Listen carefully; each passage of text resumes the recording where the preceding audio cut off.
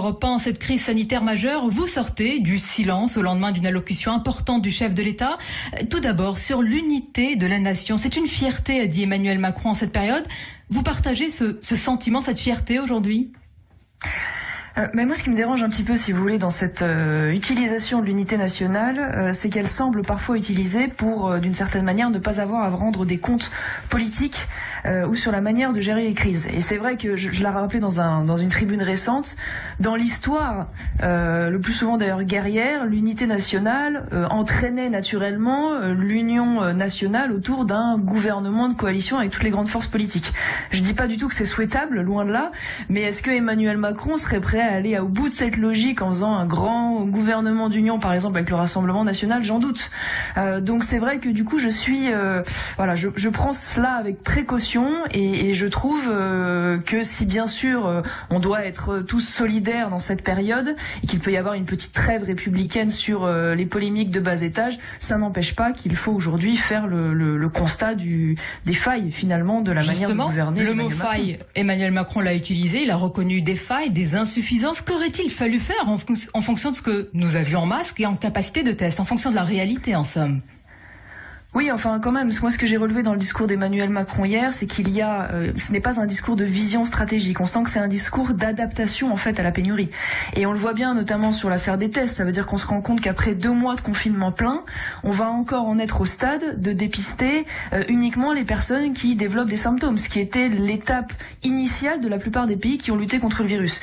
Donc on voit bien que là il y a une gestion un peu lente du dispositif, on voit bien d'ailleurs que la cellule également de crise qui a été mis en place pour assurer l'approvisionnement national en matériel est un fiasco total. Enfin, le nombre de témoignages quotidiens d'entreprises, de sociétés, d'industries qui se sont portées à disposition de l'État pour aider et qui n'ont même pas eu d'accusé de réception, c'est quand même une difficulté. Et puis c'est vrai que dans ce discours, on relève une sorte de flou, notamment sur la manière dont l'État va accompagner demain les entreprises, des pistes, mais rien de très précis. La seule chose qu'on a eu de précise, c'est le fait qu'on va finalement manifestement renoncer à une partie des dettes que nous avons à l'égard de l'Afrique. Et on va en parler, mais Marion Maréchal, une crise aussi puissante, aussi majeure, ne commande-t-elle pas un peu d'humilité? D'ailleurs, le président l'a reconnu, beaucoup de certitudes sont battues en brèche, les vôtres aussi, comme celles de tout le monde. Je ne sais pas si les certitudes sont battues en brèche pour les gens entre guillemets qui appartiennent à ma famille politique, puisque de fait c'est plutôt le constat que les solutions et la vision qui étaient proposées depuis des années étaient la bonne, parce que la réalité aujourd'hui c'est qu'Emmanuel Macron fait partie des personnes qui considèrent en tant que progressistes que l'histoire est une forme de progrès linéaire. Or précisément l'histoire c'est quoi? C'est une succession de chocs, de ruptures, de surprises, et donc comme on ne peut pas nécessairement anticiper ou deviner ces surprises, le moins qu'on puisse faire quand on est un homme d'État, c'est d'organiser la résilience de la communauté nationale pour précisément que ces ruptures ne soient pas fatales d'une certaine manière. N'est-ce pas du pragmatisme, une adaptation au bouleversement actuel, sachant nous réinventer, a-t-il dit, moi le premier? Oui, d'accord, mais alors j'attends de voir la manière dont il va se réinventer, parce que quand Emmanuel Macron nous parle notamment de la souveraineté industrielle, de la souveraineté alimentaire, il parle, lui, à son niveau, de souveraineté européenne. C'est quand même important de le préciser, parce qu'il y a une forme de dévoiement du mot, si je puis dire. J'en veux pour preuve le fait qu'il n'imagine pas, d'ailleurs, la restriction, la régulation des frontières au niveau national, mais bien au niveau européen. Il l'a rappelé hier, les frontières de Schengen, ce qui est en soi un non-sens absolu, puisque les 2 pays les plus touchés aujourd'hui en Europe sont l'Italie et l'Espagne, et ce sont 2 pays qui sont frontaliers de la France. Donc c'est quand même particulier. Moi je goûte quand même de manière un peu ironique le fait qu'Emmanuel Macron se fasse le grand défenseur de la souveraineté industrielle, lui qui, je rappelle quand même hier, en tant que ministre de l'économie, a vendu la branche énergie d'Alstom aux Américains. Mais enfin bon, passons. Si tant est qu'il ait changé aujourd'hui son logiciel, ça ne s'est pas vu en tout cas dans les 2 dernières semaines. Il fait en tous les cas le bon diagnostic, apparemment, si je vous entends bien. C'est une des très grandes qualités d'Emmanuel Macron. C'est que il est très doué pour le gaullisme déclamatoire et il est très doué de manière générale pour le diagnostic. Mais moi, je juge un homme à ses actes et pas à ses paroles. Et ce que je constate dans les 2 dernières semaines, c'est qu'il nous parle de souveraineté alimentaire, mais dans le même temps, il valide définitivement un traité de libre-échange avec le Vietnam. Dans le même temps, il alimente encore une potentielle concurrence intra-européenne puisqu'il valide également l'ouverture des négociations pour l'entrée dans l'UE de la Macédoine et de l'Albanie. Et surtout, et c'est là, je crois, qu'il y a le cœur du problème, et ce problème fondamental de cette approche de la souveraineté européenne, c'est que la France, quoi qu'en dise Bruno Le Maire sur les derniers jours au dernier Conseil de l'Europe, a vécu un revers. On va en parler un instant, Marion Marchand, on va parler, c'est très important de l'Europe, la souveraineté européenne, mais sur la souveraineté nationale, Emmanuel Macron ne l'imagine pas comme vous, il veut être souverainiste sans être nationaliste, c'est une forme de chevènementisme réadapté. Oui, mais enfin, ça n'a pas de sens. Je veux dire, il n'y a de souveraineté que quand il n'y a de peuple. Il n'y a donc de souveraineté et de légitimité politique que quand il y a une souveraineté populaire. Or, c'est bien l'échelle sur laquelle il faille s'accorder. Que l'Europe soit un lieu de coordination, de projets communs, de politiques partagées sur des problématiques que nous avons en commun, pourquoi pas. Si ce n'est qu'aujourd'hui, d'ailleurs, on voit bien que l'Union européenne a révélé une faiblesse structurelle qui est quand même pose une difficulté. Mais le souci, c'est que demain, imaginons même que nous construisions cette souveraineté européenne, que nous puissions disposer de matériel sanitaire, médicamenteux au sein de l'Union européenne, mais pas au sein de la France. Aurions-nous la garantie qu'en cas de crise, nous puissions bénéficier naturellement de cette solidarité européenne? Mais la réalité aujourd'hui, c'est que ce n'est pas le cas. Donc, c'est vrai que c'est critiqué. Lieu dénoncé, mais lieu bien présente. Un accord, même si vous le critiquez, a eu lieu sur une riposte économique commune. Tous les critères d'orthodoxie budgétaire ont été abandonnés, balayés. L'Europe s'est adaptée. Alors l'Europe a renoncé en effet à 2 de ses dogmes, ce qui d'ailleurs est une sorte d'aveu d'une certaine manière à la fois à Schengen et à la fois le pacte de stabilité. En revanche, il faut quand même regarder les choses en face.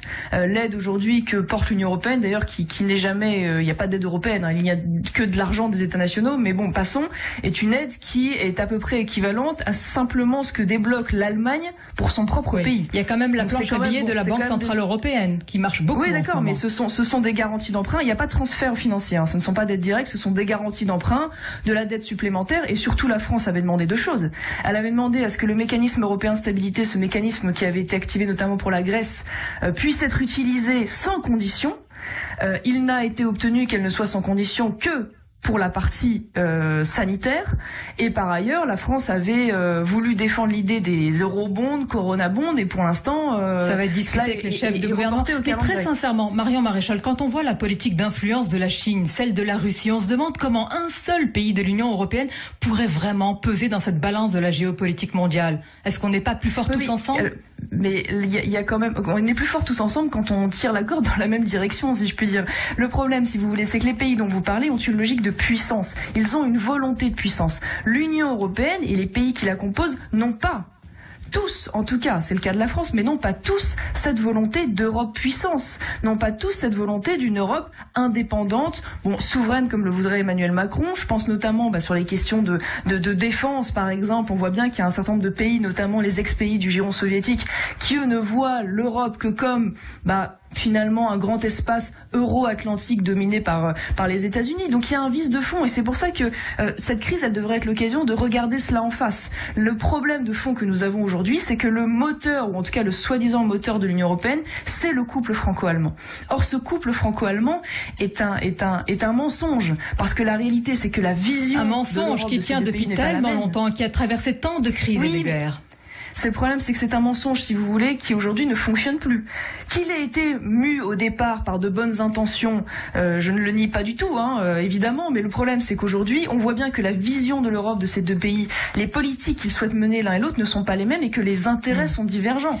Même la vision économique, d'ailleurs, on le voit bien entre l'ordolibéralisme allemand, la politique d'exportation, et aujourd'hui, ce dont aurait besoin la France. Et donc c'est vrai que moi, mais je finis juste là-dessus, je serais partisane du fait que cette crise soit l'occasion pour la France de regarder en face ces fractures européennes, et qu'elle prenne la tête d'un grand mouvement et d'un nouveau rapport de force intra-européen en choisissant des alliés qui aient des intérêts communs avec elle, et notamment pourquoi pas l'Italie ou d'autres pays du Sud, précisément pour revoir ces règles de fonctionnement européennes, et notamment sur le long terme ces 2 dogmes que sont Schengen et le pacte de stabilité. Il y a le monde d'après, et il y a aussi la France d'après. Est-ce que cette crise rebat aussi toutes les cartes, y compris les scénarios en France en vue de 2022 et le scénario privilégié dont on parle depuis déjà un certain temps? De toute façon, aucun scénario qui a été anticipé ne s'est réalisé exactement dans les termes, anticipés précisément. Déjà 18 mois avant, de manière générale, on voit les choses se clarifier. Donc moi, je ne crois pas de toute façon qu'il y ait de scénario qui soit déjà écrit, loin de là. Et c'est vrai vous croyez, alors que je pense, en tout cas, que nous ne sommes pas à l'abri de voir, à l'issue de cette crise, la résurgence peut-être d'un grand mouvement social. Tout dépend si le gouvernement utilise comme prétexte cette crise pour notamment mettre en place des réformes qui ne sont pas... C'est un risque, bien sûr, c'est un risque. C'est une crainte. C'est un risque, mais donc ça peut, fragiliser encore davantage le gouvernement. On n'est pas à l'abri non plus de voir un acteur émerger de manière spontanée qui pourrait aussi changer un peu la donne. Je pense à cet exemple de Didier Raoult, mais c'est un exemple si vous voulez. Mais quand on voit qu'une personnalité comme lui, en quelques semaines, se voit le nombre de ses followers sur ses réseaux sociaux grossir jusqu'à plusieurs centaines de milliers, quand on voit l'exemple italien chez nos voisins... Mais les followers n'ont pas fait d'élection jusqu'à présent. Bien sûr, mais quoique, vous savez, j'allais vous parler justement du mouvement 5 étoiles, c'est des partis contestataires qui d'un coup émergent de manière assez spectaculaire et qui bouleversent totalement le jeu de quilles. C'est arrivé chez nos voisins, il n'est pas totalement exclu qu'on puisse avoir un scénario comme celui-ci. Chacun voit la victoire de ses idées pour la suite, pour les échanges qui arrivent. J'ai pas forcément dit que ce serait un acteur qui soit d'ailleurs de mes idées, figurez-vous, mais bon, parce que là en l'occurrence en Italie c'est plutôt un parti de gauche. Mais c'est vrai qu'on peut voir cela, surtout s'il n'y a pas de véritable changement, parce qu'on n'a pas eu le temps d'en parler, mais c'est vrai qu'au-delà de la question de la relocalisation de l'économie et de l'Union européenne, il y a un vrai sujet aujourd'hui sur l'organisation de l'État. On parle toujours des montants et des politiques d'austérité, mais la France est un pays qui consacre 11% de son PIB à la santé. On a le taux de prélèvement le plus élevé de l'OCDE. Pardon, mais d'une certaine manière, on se demande où va l'argent. À vous entendre, on a du mal à croire ce matin que vous êtes retiré de la vie politique. Non, mais je suis en revanche à la direction d'une école de sciences politiques qui précisément a été créée parce que nous constations la carence dans les formations de nos élites politiques actuelles.